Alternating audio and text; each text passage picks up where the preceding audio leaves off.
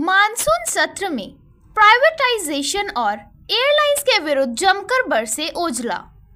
MP Scindia और MP Nishikant से जोरदार बहस। कहा 10 साल से उनकी सरकार सब कर सकते थे। सांसद गुरजीत सिंह ओजला ने बीते दिन संसद में प्राइवेटाइजेशन और एयरलाइंस की ओर से लूट का मुद्दा उठाया।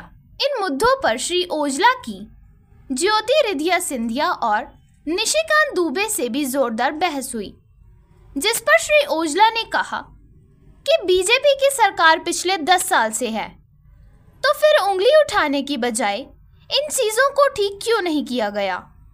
श्री ओजला ने मानसून सेशन के दौरान संसद में एयरलाइंस की ओर से वसूले जा रहे नाजायज टिकटों के रेटों का मुद्दा उठाया। उन्होंने कहा कि एयरलाइंस की लूट के कारण कई जरूरतमंद अपना सफर स्थगित कर देते हैं।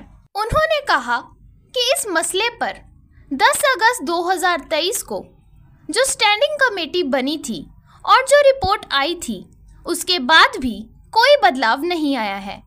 कोरोना काल में एयरलाइंस ने कई गुना हवाई यात्रा के टिकट के पैसे बढ़ा दिए थे, लेकिन अब हालात सामान्य होने के बावजूद वो बढ़े हुए पैसे वापस कम नहीं किए गए हैं।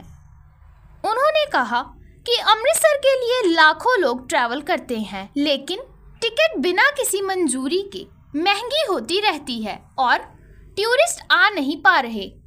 पंजाब से बहुत से लोग यूएई में जाते हैं, लेकिन एयर इंडिया एक्सप्रेस की टिकट अमृतसर से 25 से 30% महंगी है, जबकि दिल्ली से सस्ती है।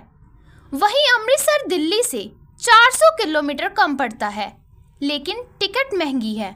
उन्होंने कहा कि बुकिंग होने के बाद भी सिर्फ मिडिल सीट ही नॉर्मल रेट पर मिलती है, जबकि बाकी सीटों पर फिर मौके पर ही 200 से 2000 रुपये ले लिए जाते हैं, जो कि एक आम परिवार के लिए बहुत मुश्किल है। इस मुद्दे पर उन्होंने निशिकांत दुबे को घेरते हुए कहा कि 10 साल से बीजेपी की सरकार है, तो इसमें बदलाव क्यों नहीं किया गया। उन्होंने कहा कि निशिकांत जी हर भाषण में कांग्रेस से ही शुरुआत करते हैं और कांग्रेस को कोसते हैं, तो फिर अब उनके पास पूरी पावर है, तो फिर इसे क्यों नहीं ठीक किया गया।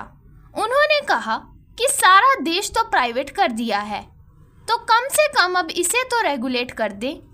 श्री ओजला ने मांग की कि इन चीज़ों को काबू में करने के लिए सख्ती दिखानी होगी और सरकार को इसके लिए रेगुलेटरी कमेटी की स्ट्रेंथ बढ़ाकर सख्त कदम उठाने चाहिए।